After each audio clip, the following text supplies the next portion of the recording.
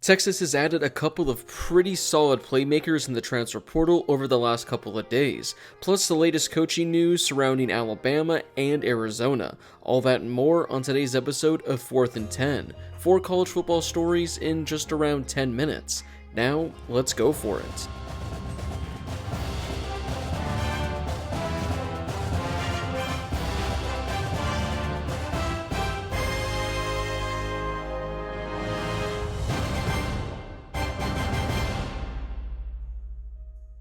Before we get to today's video, make sure to hit that subscribe button. If you're watching this video, odds are you love college football, and odds are you are subscribed to my channel. So make sure to subscribe to one of the best college football communities here on YouTube. We'll start out with Texas, who added a couple of really solid wide receivers in the last couple of days. The first came with former Alabama wide receiver Isaiah Bond. Shortly after the Nick Saban news, he entered the transfer portal, and he ended up at Texas shortly after. Here's what he said to ESPN about his decision. "Just like the business world, you make the best decision for your company. My company right now is my draft stock. I feel like I'm putting myself in position to increase that and have better draft stock." Isaiah Bond had a pretty solid season this year for the Tide. He led the team with 48 receptions and was second on the team with just under 700 yards. He also had 4 receiving touchdowns as well. Although a number of recruits have already decommitted from Alabama after Nick Saban's decision, Bond was the first Alabama player that entered the transfer portal. He told ESPN that new Alabama coach Kalen DeBoer reached out and that he didn't get back to him. Bond said that Steve Sarkisian recruited him hard to Texas coming out of high school, and they regained that connection fairly quickly after the Saban news. With the uncertainty surrounding Alabama next season, plus with Jalen Milroe coming back as quarterback, this makes sense for Bond to transfer out and go to a program that's probably going to have a better offense in 2024. Speaking of that offense, Texas added another wide receiver in former Oregon State receiver Silas Balden. Balden was one of the top weapons for the Beavers this season.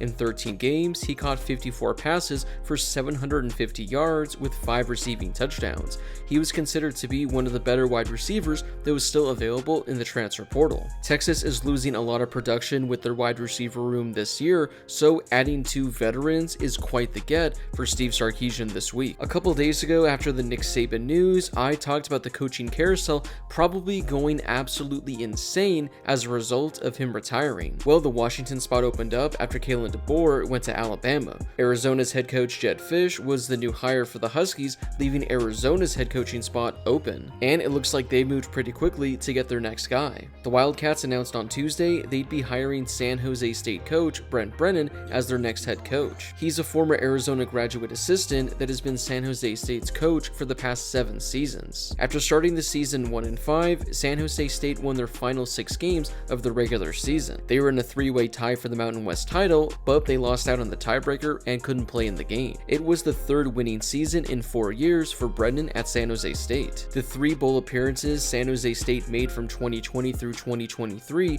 are as many as the school had from 1991 through 2019, so he did a fantastic job turning that program around. With Arizona losing Jedd Fisch, a lot of people were taking a look at this Arizona team because there are a number of talented players that could enter the transfer portal and transfer out from Arizona.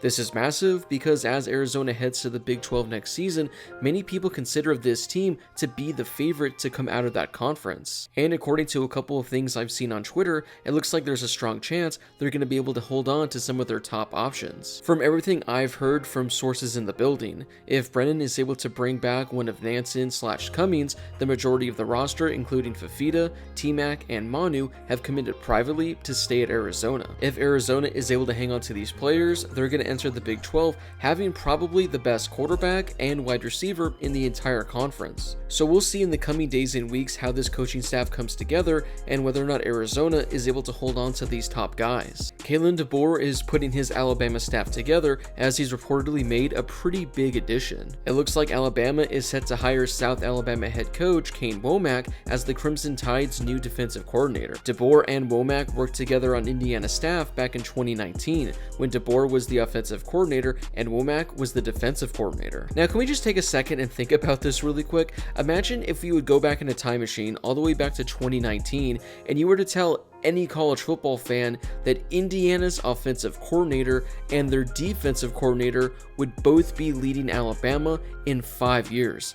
I mean, in hindsight, that's absolutely insane to even think about. Womack just finished his 3rd season as South Alabama's head coach, and he led the Jaguars to bowl games each of the past 2 seasons. South Alabama won 10 games in 2022, the most in school history as an FBS program. In his final season as Indiana's defensive coordinator, he was a finalist for the Broyles Award, which goes to the top assistant coach in the country. They have a strong familiarity with each other, and this seems like to be a solid hire for Alabama. Another move Alabama's on the verge of making is hiring another defensive coach. It looks like Alabama is going to bring in Buffalo head coach Maurice Linguist as a defensive assistant. Linguist has spent the past 3 years at Buffalo, compiling a 14-23 record. He was Texas A&M's cornerbacks coach in 2018 and 2019, and spent 2020 as the Dallas Cowboys defensive backs coach. He's also spent time coaching in Mississippi State, Minnesota, Iowa State, and Baylor. As of right now, here's how Kalen DeBoer's on-field staff is looking at Alabama for 2024. They retained a couple of their coaches, but DeBoer brought over a number of people from Washington. We'll wrap up today's video with a little bit of NFL draft news, as former Maryland quarterback Taulia Tagovailoa is entering the NFL draft. His waiver for an additional year of eligibility was officially denied. I talked about this last week, but in case you missed it, it's a pretty interesting situation that was going down. Tagovailoa was out of eligibility, but he was arguing that he deserved one more. During his freshman season at Alabama, he came in late in the 4th quarter to take snaps at quarterback because his brother Tua left the game with an injury.